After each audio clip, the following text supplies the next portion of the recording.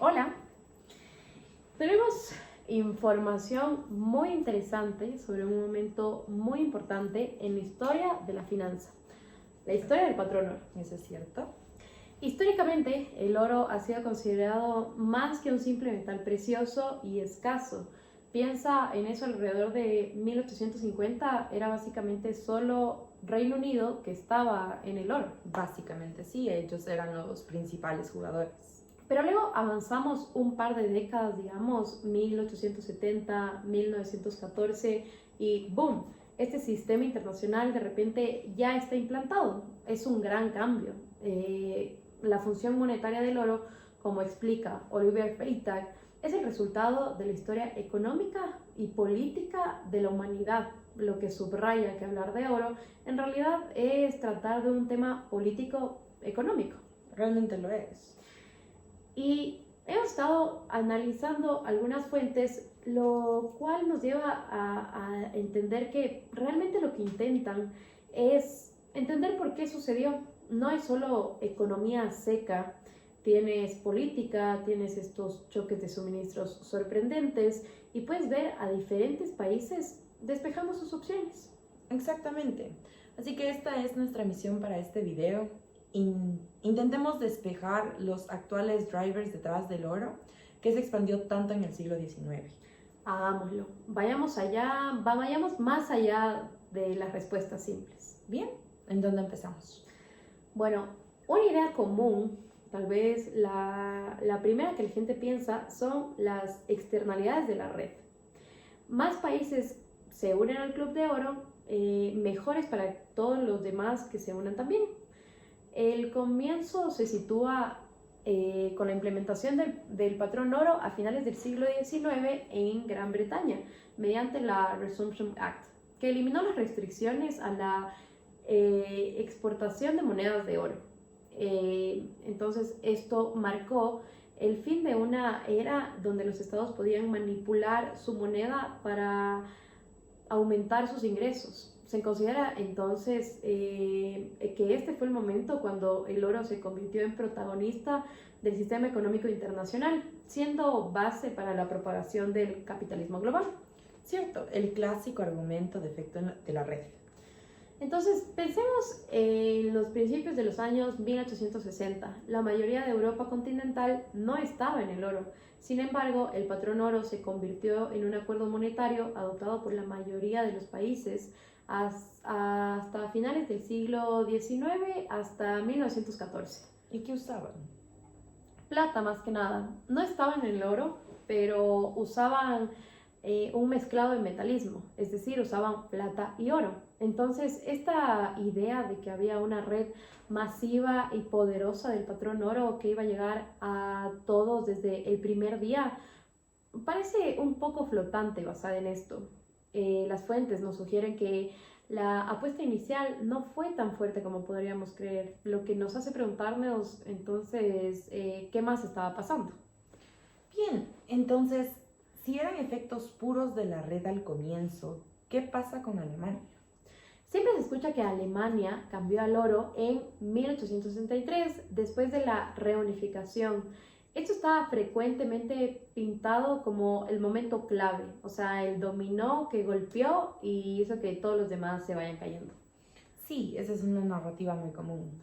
Entonces, Alemania se une, obtiene pagos de indemnidad franceses, compra oro, cambia los estándares y todos lo siguen. Lo que es realmente interesante aquí es el argumento de que en el momento la tendencia hacia el oro ya estaba creciendo antes de 1873. De verdad. Sí, las fuentes sugieren que incluso en 1867, si miras la manera en la que las cosas se dirigían internacionalmente, el oro veía como un futuro probable. Así que el movimiento de Alemania todavía era enorme, obviamente. Indudablemente importante, sí. Pero tal vez fue más como una confirmación de dónde las cosas ya estaban encaminadas. Un granito claro, pero en un camino. La gente ya estaba empezando en lugar de que solamente pase una cosa que rompa todo. Esa es una distinción realmente interesante. Ok, pero ¿qué pasa con Inglaterra? El Reino Unido estaba en el oro mucho antes. Seguramente tener el poder financiero más grande del mundo en oro debe haber sido un factor de impulso masivo. Tras las guerras napoleónicas, el Reino Unido transitó rápidamente hacia un sistema monetario único, digamos, basado netamente en el oro. Entonces, en 1819, la plata ya no podía utilizarse para canjear billetes de banco, es decir, estos billetes solamente eran convertibles en monedas de oro. La Bank Charter Act de 1844 estableció que los billetes del Banco de Inglaterra estarían totalmente respaldados por oro, convirtiéndose en el estándar legal, haciendo así que Londres se convierta naturalmente en el centro del sistema financiero internacional del patrón oro. No todos solo querían alinearse con Londres. Bueno, sí y no. La influencia del Reino Unido estaba definitivamente ahí, no se puede ignorar, pero las fuentes también nos sugieren que no fue el factor decisivo más importante para todos los demás. La hegemonía en este contexto no solo se refiere a capacidades materiales, sino a un conjunto de ideas, procesos y proyectos que se expanden y forman instituciones. Sin embargo, la dispersión metálica con el uso de metales como el cobre generaba inconvenientes para las transacciones grandes debido al volumen de las monedas. No fue simplemente copiar al británico. Parece que no totalmente. La Europa continental tenía su propia historia monetaria, sus propios problemas, sus propias presiones económicas. Así que el temprano liderazgo de Inglaterra, mientras importaba, no era todo. Otras cosas lo empujaban también. Ahora, otra cosa que siempre sucede es el shock de suministro de plata. A principios de 1870, de repente hay un montón de plata alrededor. Eso no hizo que el oro pareciera mejor en comparación. Eso definitivamente tuvo que jugar un papel. Sí, pero las fuentes lo enmarcan como un último golpe. Como dicen en inglés, el nail on the coffin. Algo que contribuye aún más a la caída o al fracaso de algo que ya estaba teniendo dificultades. Es decir, para el oro, sería para el oro y para estos sistemas bimetálicos mezclados. Entonces, no fue la causa principal, sino algo que concretó todo. Exactamente. Entonces, el empujo como adicional hacia el objetivo aparentemente ya estaba sucediendo. La inundación de plata en los 70 solo creó problemas con los sistemas ya existentes, especialmente con el metalismo, de los que podríamos hablar mucho, pero digamos que no fue el impacto inicial. Ok, el nail on the coffin, no el impacto, entendido. Entonces, si estos suspectos usuales no son la historia completa para el cambio inicial, ¿qué fue? Las fuentes realmente destacan ese shock de suministro de oro en 1850.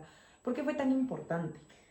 Bien, aquí es donde se vuelve contradictorio tal vez. Tuvimos estos grandes descubrimientos de oro, por ejemplo en California en 1948, en Australia en 1951, todas estas inundaciones de oro. Exactamente. Entonces, y eso simplemente inundó el mercado mundial con oro, un enorme aumento del suministro y realmente arrasó al sistema monetario europeo. Más oro. Suena como una buena cosa si quieres estar en un estándar de oro. Eso creerías, pero inicialmente en realidad hizo que el oro fuera relativamente barato y abundante a comparación de la plata. Tanto que durante un tiempo, en los inicios de los años 50, principios de los años 60, algunas personas en realidad vieron el oro como inestable. Inestable oro. Ajá. Yeah. Sí, porque su valor fluctuaba con estos nuevos suministros. Hubo estas discusiones como en los discursos del acuerdo de la moneda en Viena en 1857, en los que Prusia en realidad estuvo en contra de la idea de que Austria de preferir en parte porque se preocupaba por su estabilidad. ¡Wow! Eso completamente revuelve el escrito de cómo normalmente pensamos sobre el oro, como el ancor de la estabilidad. Ajá. Entonces, esto muestra cómo las percepciones pueden cambiar en base al suministro. Bien, entonces, así nos lleva a la idea del bimetalismo. esta idea de usar tanto oro como plata. ¿Cómo funciona ese sistema? ¿Cómo contribuyó a que el oro finalmente ganara? El bimetalismo significaba que ambas monedas eran de curso legales. Entonces el gobierno estableció una tasa de intercambio legal entre ellas, como digamos 15.5 onzas de oro es igual, perdón, 15.5 onzas de plata es igual a una onza de oro legalmente. Bien. Pero el gran problema fue que, ¿qué sucede si el valor del mercado se deriva de este marco legal? Ahí es donde se obtiene la ley de Gresham, que dice el dinero malo desplaza al bueno. Esto significa que si hay dos formas de dinero en circulación, si una es percibida como de menor valor, es decir, el dinero malo, tiende a expulsar del sistema a la forma de dinero que se considera de mayor valor, es decir, el dinero bueno. Precisamente, si el mercado de repente valora el oro más alto que el 15.5 que está marcado legal, la gente va a robar las monedas de oro menos valoradas y va a gastar sus monedas de plata o de oro relativamente desvalorizadas. Entonces, el oro desaparece de la circulación porque es más valioso que su gramaje o siendo comercial en otro lugar. Exacto, o viceversa, si la plata se volvió menos valorada, ahora había una teoría de Fisher que nos habló de esto, que el bimetalismo podría algo así como autoestabilizarse.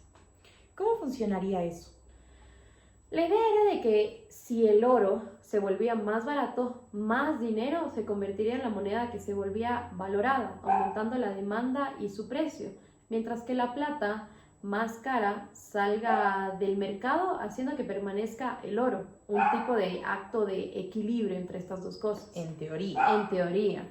Pero las fuentes también señalan que en práctica el bimetalismo a menudo se sintió menos como un sistema dual estable y más como un estándar alternativo, siempre luchando por ser efectivamente solo oro o solo plata.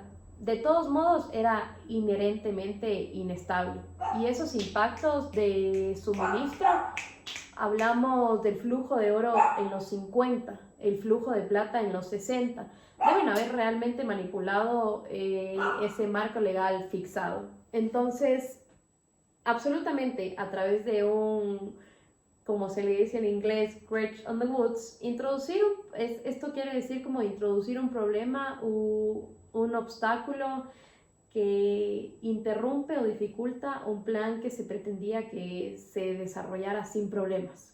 Cuando los valores del mercado relativos de los metales se movían debido a estos cambios de suministro. Trata de mantener como este marco legal fixado, tratar de mantener este marco se convirtió como en un sueño. Puedo imaginar. Simplemente ampliaba la ley de Gresham, como creó incertidumbre, hizo que el comercio internacional y los contratos fueran mucho más complicados si no sabías cuál metal se pagaría efectivamente. Ok, suena como un dolor de cabeza esperando a pasar. Ahora, mencionaste la Unión Monetaria Latina, la UML. ¿Dónde está eso? ¿Fue un intento de fixar el bimetalismo? La UML es interesante. Se formó en 1865 con países como Francia, Bélgica, Italia, Suiza y oficialmente sí, fue bimetalista, pero su verdadero significado tal vez fue diferente. La Unión Monetaria Latina intentó conservar un sistema bimetálico, pero la escasez generalizada de plata hizo que fuera un acuerdo entre estados que querían cambiar al oro. Una potencia, Francia, reluctante al hacerlo. Entonces, la Conferencia Monetaria Internacional, la CIM de 1867, que fue un proyecto eurocéntrico ambicioso que también buscaba la unificación monetaria global basada en el oro, con Francia imponiendo los mecanismos de acuñación.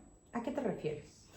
Esto quiere decir que estandarizó las monedas en todos los países, mismo peso, mismas finas para la moneda, en oro y en plata. Esto fue un gran paso para el intercambio y crucialmente el tratado permitió que los miembros suspendan la moneda libre de plata. Entonces, aunque empezó como un club de oro y plata, se convirtió en un en un descanso para potencialmente poner la moneda libre de plata más tarde.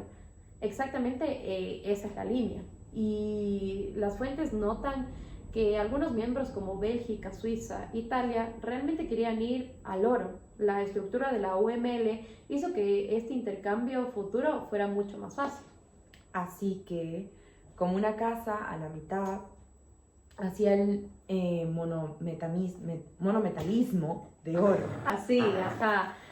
Una fase transaccional, digamos, estandarizando cosas, creando opciones. Entonces, las cosas se movían ahí. Tiene sentido.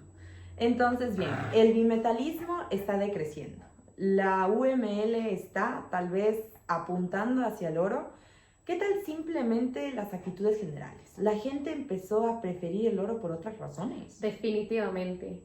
Lo ves en los reportes de varias comisiones monetarias a través de Europa en los años 1860, incluso en Francia, en el corazón de la OML, había un apoyo creciente para cambiar completamente al oro. ¿Y cuáles eran los argumentos?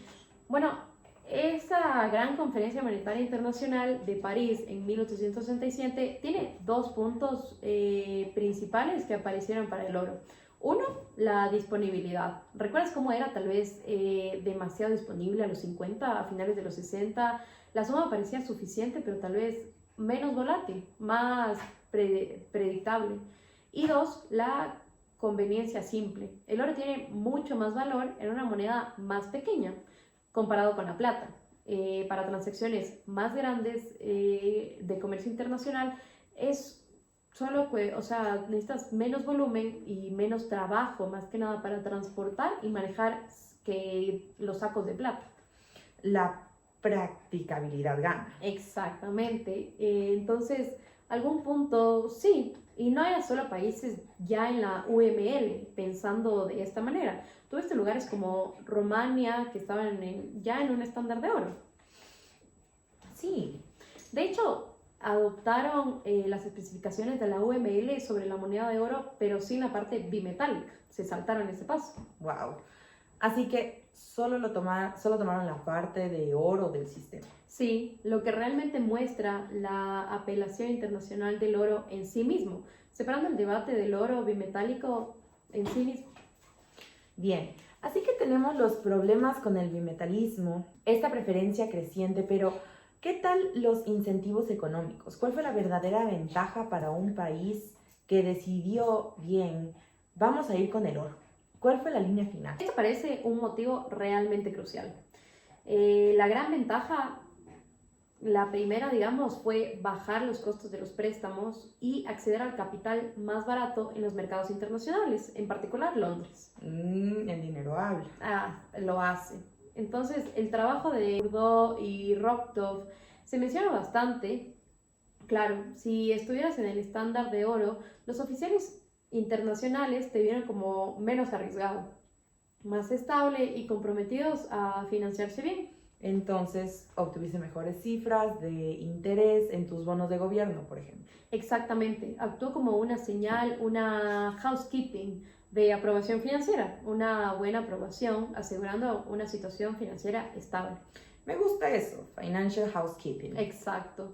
Y esto fue especialmente atractivo para países que tal vez no tenían un buen recorrido, pocas finanzas públicas, tal vez regulaciones de bancos flotantes.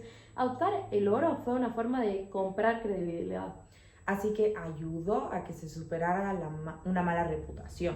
Potencialmente sí, y también hay esta correlación, y mencioné países con una salida más alta per cápita, economías más desarrolladas tendían a cambiar al oro. Tal vez vieron más beneficios de integrarse a estos mercados de capital global. Cierto, ¿y qué pasa con el comercio? Los efectos de la red que hablábamos antes, que se volvieron importantes incluso si no eran los primeros pasos. Absolutamente. Una vez que tuviste un buen número de países en el bloque de oro, los beneficios empezaron a subir realmente. Reducir el riesgo de intercambio, bajar los costos de transacción para el comercio en ese bloque. Eso se volvió un incentivo súper poderoso. Así que el efecto de la red empezó, tal vez un poco más tarde. Parece que sí. Y vemos ejemplos como los países estadounidenses, Dinamarca, Noruega, Suecia, hicieron una decisión conjunta para ir al oro, claramente influenciada por sus partidos claves de comercio como Alemania y Reino Unido, que ya estaban en ese camino. Tiene sentido. Puedes verlo incluso a nivel de los mercados. Si tu negocio principal estuviera con Bretaña, naturalmente tendrías un enfoque al oro. En cambio, si por ejemplo tuvieras comercio con Asia, que fue principalmente en plata, probablemente preferirías la plata. Los modelos de comercio también importan. Bien, los factores económicos, los gastos, los beneficios de comercio parecen muy fuertes. Y la política, a veces escuchas las peleas entre los financieros que querían el oro y los deudores que querían tal vez la inflación a través del oro o papel. ¿Eso sucedió? Es una idea común, es una lucha política. Interesantemente, el análisis mencionado en las fuentes no encontramos, la verdad, mucha evidencia de que la oposición de los grupos de deudas actualmente retomó la adopción de oro significativamente. ¿En serio? Ajá, así que no fue un bloqueo, aparente no fue un bloqueo consistente de todo el mundo, pero el incentivo político para los gobiernos, especialmente los que necesitaban un préstamo, fue fuerte, mejorando el estado financiero de la nación, obteniendo acceso a fondos más baratos. Eso fue valioso políticamente como un movimiento de Japón al oro. Fue explícitamente relacionado con querer préstamos más baratos de Londres para la industrialización y el gasto militar. Fue una decisión, digamos, estratégica, o sea, financiera estratégica. Y el prestigio nacional, tal vez, como parte del club superior. Probablemente un elemento de eso también, aunque también hay ese cuento de que Inglaterra es única. Russell dice algo como Inglaterra podría tener su propio estándar monetario debido a su poder, implicándolo tal vez en países más pequeños que sentían más presión para conformarse. Interesante dato. La última parte importante es la estabilidad del precio, es decir, a menudo miramos a la época del estándar del oro, tal vez viendo todo con gafas color rosa, como un momento de establecimiento de precios fijos que funcionó súper bien y todo súper lindo. Eso era un punto de venta importante en ese momento. Definitivamente fue parte de la percepción y el argumento, sí. La idea era amarrar tu moneda a algo real, algo seguro, es decir, al oro, dando una seguridad automática a tu economía. Esto prevenía a los gobiernos de simplemente imprimir dinero de forma desenfrenada, manteniendo la infiltración en cuenta comparada con el sistema del dinero de papel fiat. El sistema de dinero funcionario, ¿cierto? Pero es importante recordar que hasta entonces los economistas inteligentes como Hermans y Marshall estaban señalando errores. ¿Y qué dijeron? Notaron que el valor del oro en sí mismo no era perfectamente estable. Los descubrimientos de oro que hablamos de, en realidad, causaron periodos de inflación en medio del siglo XIX. Y después, cuando la producción de oro se disminuyó al relativo crecimiento económico, obtuvimos precios que caían en deflación. Así que estable es relativo y dependía completamente de la suma del oro en sí mismo. Así que mientras la estabilidad fue un argumento clave para el estándar del oro, el recuerdo histórico fue, un poco más complicado. No fue una bala mágica para precios perfectamente estables. Bueno, esto se ve increíblemente inspeccionante, realmente entrando a profundidad de por qué este cambio sucedió. Entonces, si tuviéramos que hacer un reencuentro, ¿cuáles son los principales detalles de estas fuentes sobre el aumento del estándar de oro clásico? Bueno, creo que como dicen, la big picture no fue solo una cosa, fue una confluencia de factores. Tuviste el shock inicial de la suma de los descubrimientos de oro en los años 1850, lo que quizás paradójicamente señaló problemas. Con el bimetalismo, correcto. Con el bimetalismo, esa inestabilidad inherente del sistema, especialmente cuando las sumas del oro fluctuaron, se convirtió en un problema real. Luego tuviste las calculaciones estratégicas. Y sí, el deseo de bajar costos de los préstamos, de acelerar el comercio con los compañeros mayores, de ganar este buen housekeeping seal, como decíamos anteriormente, y lo que se subestimó fue esa preferencia creciente, esta como construcción de consenso entre los políticos y los economistas, que el oro fue, bueno, más que conveniente, tal vez visto como más confiable en los años 1860 y los años 70. Y crucialmente esto sucedió antes de que algunos eventos a los que frecuentemente nos referimos como el cambio de Alemania. Exactamente. Entonces la tendencia ya estaba establecida, Alemania se movió, los choques de oro lo aceleraron, lo solidificaron, pero las fundaciones ya estaban tardando. Una historia mucho más rica y más compleja que solo Alemania lo hizo o todos copiaron a Bretaña, definitivamente. Bien, fantástico. Para todos los que están escuchando, tal vez un último pensamiento para tomar y pensar. Entonces, sabemos que el estándar de oro no duró para siempre, se colapsó finalmente. El sistema de Bretton Woods en 1945 hasta 1973 reemplazó el patrón oro, estableciendo el dólar estadounidense como la moneda central convertible en oro. Se creó el Fondo Monetario Internacional, el FMI, y el dólar se convirtió en la moneda de reserva global. Sin embargo, en 1971 el presidente Nixon suspendió unilateralmente la convertibilidad del dólar en oro. En 1973 se abandonaron los tipos de cambio fijos y en 1979 se abolió el precio oficial del oro. Entonces ahí tenemos el dilema de Triffin, que ilustró la insostenibilidad del sistema dólar-oro a largo plazo. Así que pensando en su aumento generado por estos factores como preocupaciones de estabilidad, necesidades de comercio, costos de préstamos y su final fallo, ¿qué lecciones podemos dibujar sobre este sistema de intercambio fijos? Muy interesante. Entonces, muchas gracias por estar con nosotros hoy. Y nada, mi placer. Adiós. Chao.